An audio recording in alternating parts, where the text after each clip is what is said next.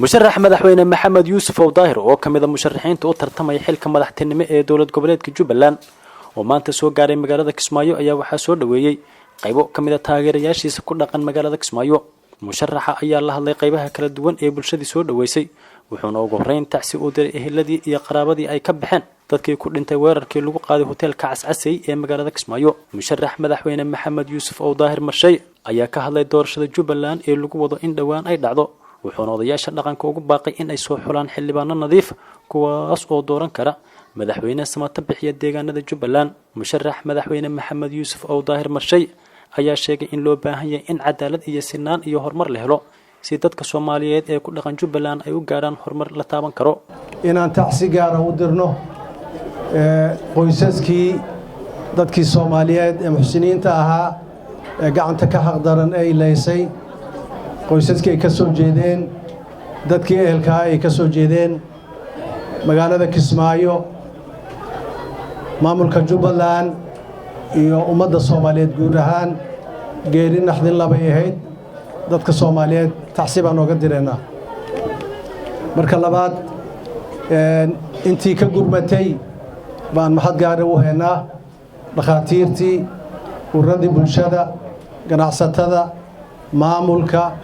dawladda dhexe intii ka gurmatay ee arrinta ka damqatay iyaguna mahad gaar baan u haynaa wayna ku mahadsan yihiin. waa doorasho dastuuri ah waqtigeedana uu imaaday wayna dhici insha Allah midabka Ilaahay. marka waxa tartamahaya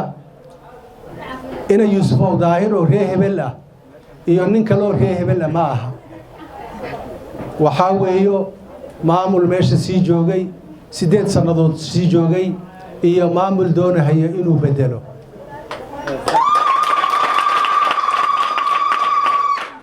dalkeenu sidaad ka warhaysaan dagaal sokeeya ka dhacay dagaalada sokeeya ee dalkeena ka dhacay wax inagu inagu kooban ma aha adduunku ka dhacay Mareykanka uu ka dhacay Yurub way ka dhacday qaybo badan oo Afrika bay ka dhacday Asia way ka dhacday. dagaalada sokeeya iyo maamulka in isku diido in dadku hub isu qaato wax cusub ma aha laakiin waxa lagaga duwan yahay waxaan kaga duwanahay ummadaha kale dagaalkii sokeeya oo nagu daba dheeraaday maamul xumadii baa nagu daba dheeraatay qabyaaladii baa nagu daba dheeraatay ninjaclaysigii baa nagu daba dheeraaday ummadii oo sunnixin baa nagu daba dheeraatay ka iyada maamul wanaagsan inaan kaga gudubno ayaan rabnaa. ummadda Soomaaliyeed waxa isku diray fakhriga iyo dhibaatada baday waa cadaalad darrada weey waa ninjaclaysiga weey waa qabyaalada weey waa iyadoo sunnixin weey waa aniga meesha qabsaday waa aniga joogo weey taa iyada inaan ka gudubno ayaan doonaynaa hadduu Ilaahay yiraahdo. Jubbaland waa in dawladda dhexe ay la shaqeysaa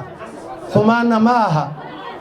cidi wax alla wixii wanaag ah maamulka Jubbaland soo kordhinaya waa in laga la shaqeeyaa dawladda dhexe arrintaana ma aha arrin dambi ah insha Allah xiriirka dawladda dhexe iyo Jubbaland in la hagaajiyaan rabnaa. laakiinta iyo dhaqameedyada waxaan ugu baaqaynaa mas'uuliyad gaar ah baa ummadda ka saaran مسؤوليات جارة بمعمول كحوجتي سكسارا ثلاثة ذلك نن مرتوق ميها وحنو شيءنا ذاتك يصح لهيان إن يكسر حلان أخلاق دين ذل جعيل ودنية وإن يكسر حلان لا لوش لك لقاته كان إن أدير كيا كاسا ريه بلا كم بالعجسية ومدو ويه لاكتي ذلك إني رجعت كي يكفوا جيسي odayaasha dhaqanka waxaan ugu baaqaynaa inayna yeelin caga jugleyn inayna yeelin Soomaaliya ha noolaato dalkeenu ha israaco midnimada ha xoogowdo. Kismaayo waxaa ka socota qabanqaabada doorashada xildhibaanada baarlamaanka Jubbaland ayadoo la xareynaya odayaasha dhaqanka ee soo xulaya baarlamaanka waxaana jira isqa qabsi ku aadan dhanka odayaasha dhaqanka waxaana jira odayaal ku sugan magaalada Muqdisho oo wali imaanin magaalada Kismaayo kuwaas oo ay qayb ka noqdaan odayaasha dhaqanka ee soo xulaya xildhibaanada baarlamaanka Jubbaland. Mas'uud Cabdullaahi Aadan TV Universal magaalada Kismaayo.